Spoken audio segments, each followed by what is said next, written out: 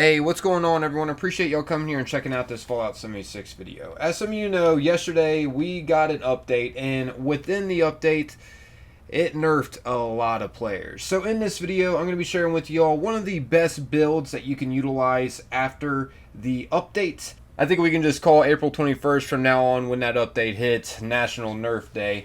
I think Bethesda is being sponsored by Nerf or something. They need more people to say Nerf. I think that's what's going on. My goodness. But yeah, let's get into this, guys. I'm going to go ahead and share with y'all a human VATS heavy gun build. This build will freaking demolish anything in your path, and you'll be able to run through the raid as well easily with this build too. And as some of you know, the raid is the toughest content that you can participate in Fallout 76. So yeah, hopefully you find this enjoyable and it helps out. Consider leaving a like on the video. That'd be greatly appreciated. See if we can get this video to surpass, I don't know, 700 likes or something. That'd be cool. So starting off here with the perk cards.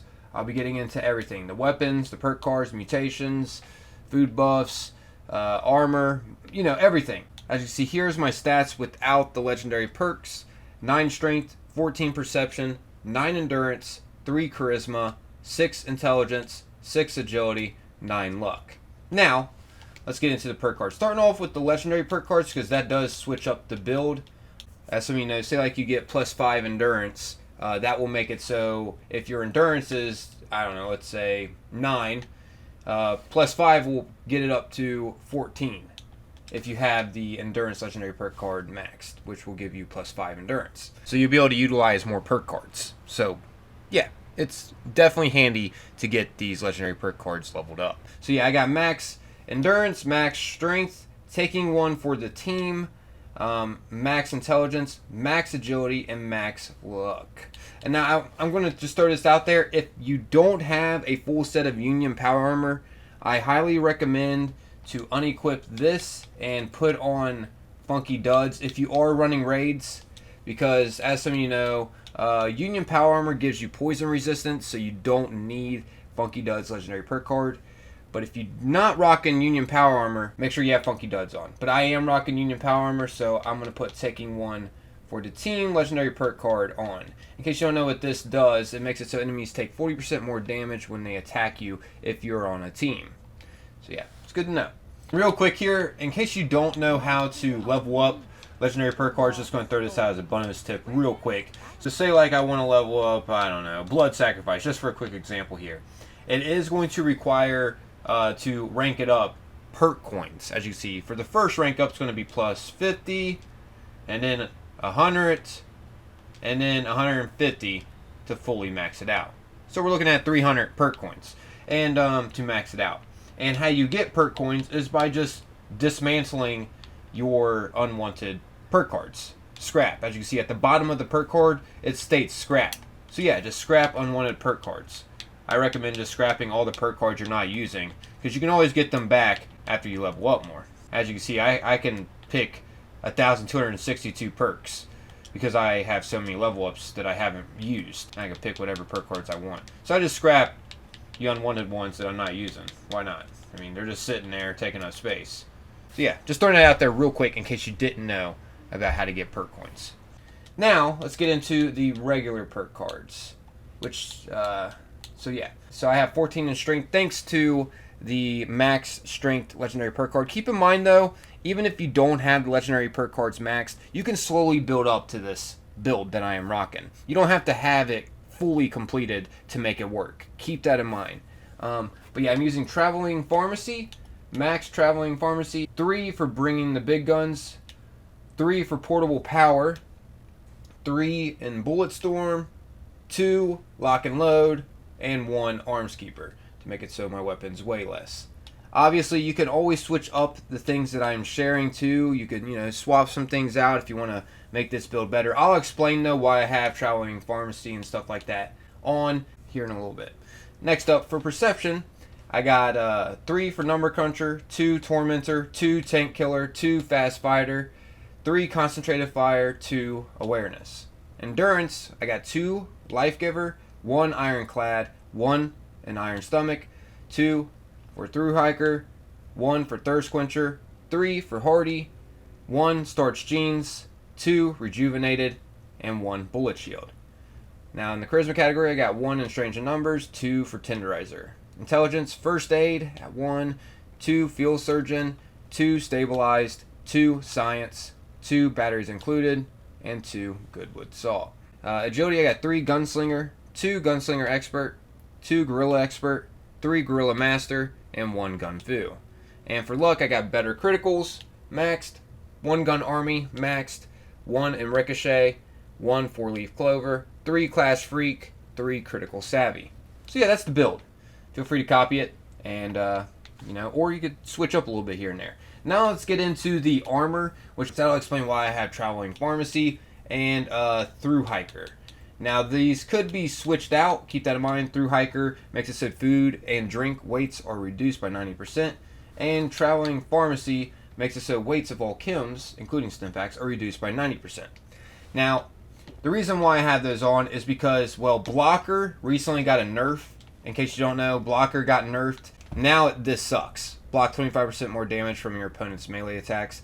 This is horrible. Only Blocker used to be way more useful. Now it's garbage. So I swapped that out and put Traveling Pharmacy on. I need to also be more tanky. I need to be able to take more hits now since Blocker, well, got nerfed. So what I did was I swapped some things out on my power armor. Now I'm going to go ahead and share with y'all what I got on my power armor. Keep in mind, you can use any kind of power armor. You don't have to be using what I'm using. I'm using a full set of Union power armor, but you don't have to be using that. Keep that in mind. You can be using a T60, T51B. You can be using any kind of power armor. Also, you don't have to have all of the legendary effects that I have on to make this build work. Obviously, though, the more you get of these, the better to get it to work. But you don't have to have every single legendary effect. Just want to make that clear. But yeah, I got Mutants, Intelligence, Healthy, and Limit Breaking. Now that's the reason why I'm using Traveling Pharmacy. I actually swapped out Healthy for Through Hikers. In case you don't know, Healthy makes it so your max hit points are increased by plus 20. This is a new legendary effect, and it's kind of harder to get your hands on. You get it from bounty hunts, so it's understandable if you don't have this. It's more of a rare legendary effect to get, but Healthy does help, especially with Blocker being nerfed. It'll help you be more tanky. And yeah, this is a human build. I figured I'd share a human build just because I feel like there's more players that play human than ghoul at the moment. So yeah, I'm sharing a human build. I will be sharing a ghoul variant here soon in the future. But yeah, if you don't have Healthy, which is understandable, throw on Through Hikers. Through Hikers reduces the weight of chems, food, and drink. So you won't have to need Traveling Pharmacy as a perk card or Through Hikers, because you'll have Through Hikers on your armor. So you can get rid of these and then swap them out for something else. Like you could invest more into Bullet Shield, so you have a higher chance to deflect. And when you swap out Traveling Pharmacy, you could, I don't know, invest more into Arms Keeper or some other perk card that you may want. Just saying, if you don't have the Healthy mod. I'm just showing you how you can be super tanky, though. Healthy mod does help. But anyways, yeah, I got Mutants on. That's like the new go-to for Overeaters, basically. Overeaters also took a hit, in case you don't know. Took a bit of a hit. So I use Mutants now. This makes it so it gives me good damage reduction. In case you don't know, damage reduction is more important than damage resistance. Yeah, I know. But yeah, so as you can see here, up to 5% damage reduction as you acquire more mutations. But yeah, as you can see, Mutants makes it so up to 5% damage reduction as you acquire more mutations. Right now, I currently get 4.5% with the mutations I have. And keep in mind, all the mutations I have on are beneficial. They're not hurting the build at all. I'll be sharing those with you. So yeah, I figured I'd just explain those. Limit Breaking's pretty self-explanatory why I had that on my armor pieces. It makes it so you can VATS more and hit more criticals, in case you don't know. As you can see, each worn armor piece reduces the cost of critical hits by negative 10% up to negative 50% on full stack with Limit Breaking. It's a 4-star legendary that you can get from the raid, or Bigfoot, or the new infestations that are coming, or whatever. But yeah. And in case you're wondering, why do I have plus 75 carry weight and plus 150 poison resistance? That's just the set bonus for having a full set of Union. But like I said, you don't need a full set of Union. But that's all of the legendary effects. I had the same legendary effects on all of my armor pieces. Mutants, Intelligence, Healthy, and Limit Breaking.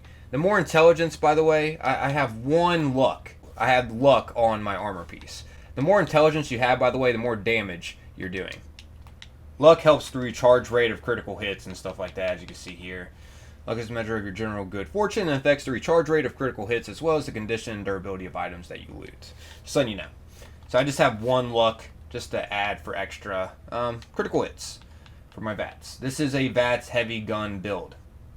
Anyways, carrying on here now to the weaponry. So, there's a couple different weapons you can utilize with this. Starting off with the Tesla cannon. As you can see, this is a freaking amazing weapon. And you can purchase this from the gold bullion vendor over at the Raider settlement, which is located right over here at the crater.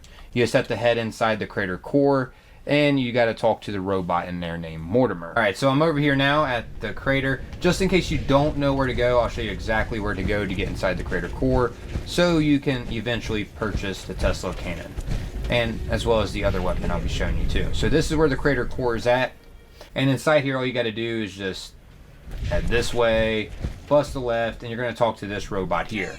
Mortimer won't be here if you haven't got through the main quest line that involves the Raiders and Settlers as well as the Overseer. But yeah, from here you could purchase the Gauss minigun and all of its modifications, as well as the Tesla cannon too. The Tesla cannon was part of a old season, so I think I might have got it from there and didn't have to purchase it from here. But if you missed that from the old season, you could still get it by purchasing it from Mortimer there. You will need to max your reputation with the Raiders by reaching ally status though to purchase the Tesla cannon and its modifications, as well as the Gauss minigun and its modifications from Mortimer, so keep that in mind. Anyways, here's what I got on the Tesla cannon. I got the legendary effect Furious, plus 5% damage per onslaught stack, plus 9 max stacks, so you can get some pretty good extra damage there. Also, I got Rapid. This will give you plus 25% weapon speed. Got VATS optimized for my 3-star. This will make it so action points cost less, negative 35% less. And I added pinpointers on it too. This will give you plus 20% damage to weak points.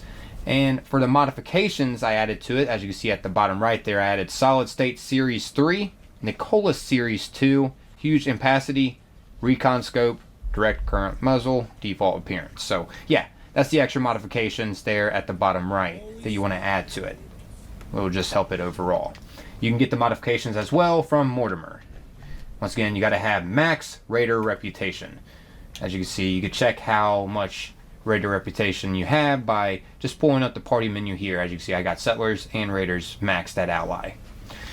But yeah, that's it for that. Now let's get into the other weapon I suggest using with this build, and that is the Gauss minigun. Many of you may already know about this weapon because I've covered it in the past over why you should get it from Minerva in case you don't have max Raider reputation.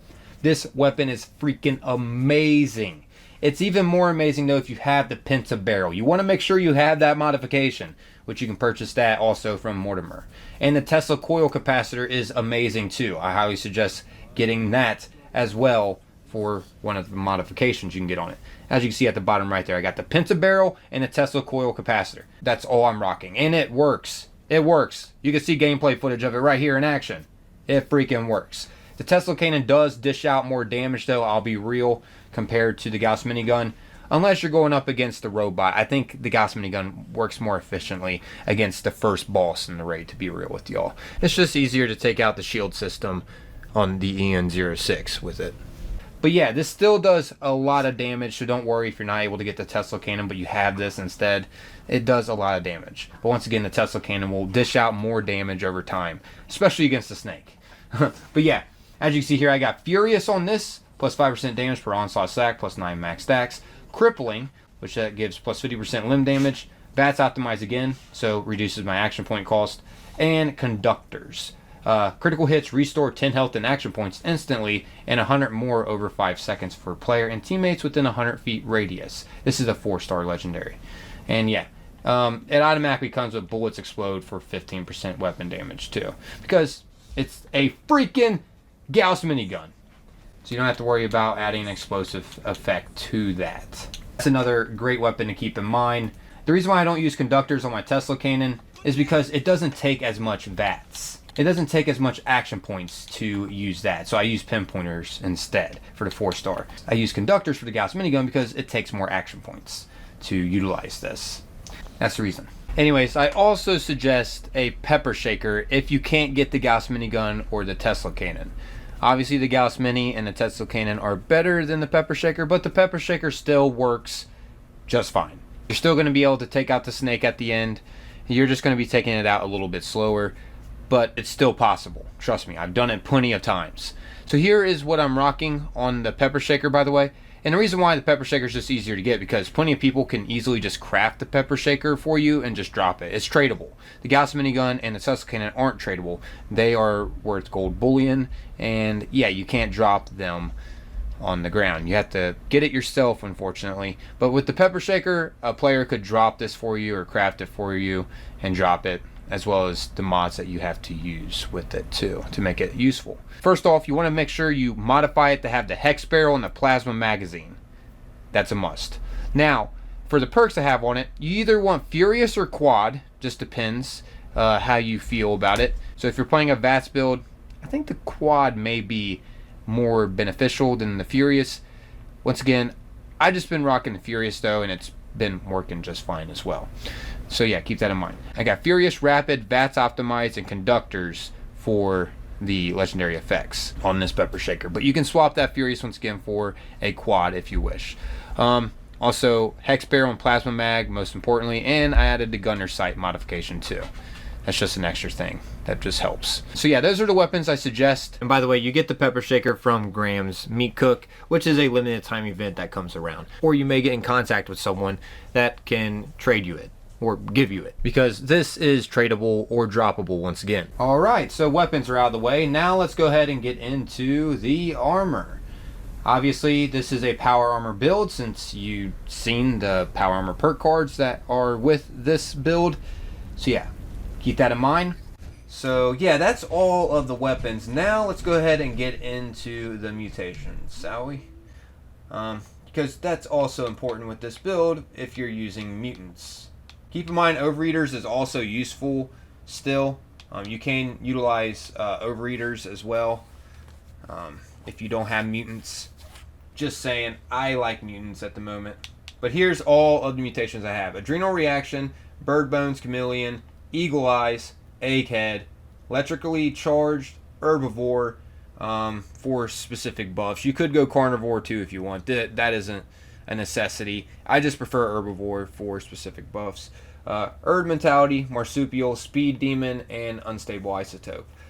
Yeah, that's all of the mutations I have on this build. And I like Herbivore just because I feel like it's easier to make buffs. Like Blight Soup, super easy to make. Speaking of, let's get into the food buffs now. Blight Soup, super easy to make, and this will give you an extra 100 crit damage. Yeah. Freaking amazing for 30 minutes.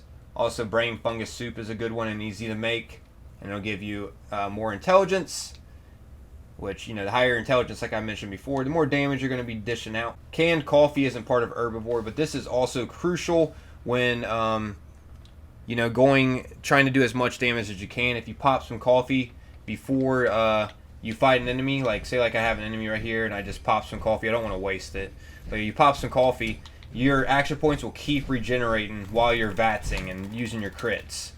Just throwing it out there, really handy. Coffee is super handy. So is company tea as well, super handy. This helps action point regeneration majorly.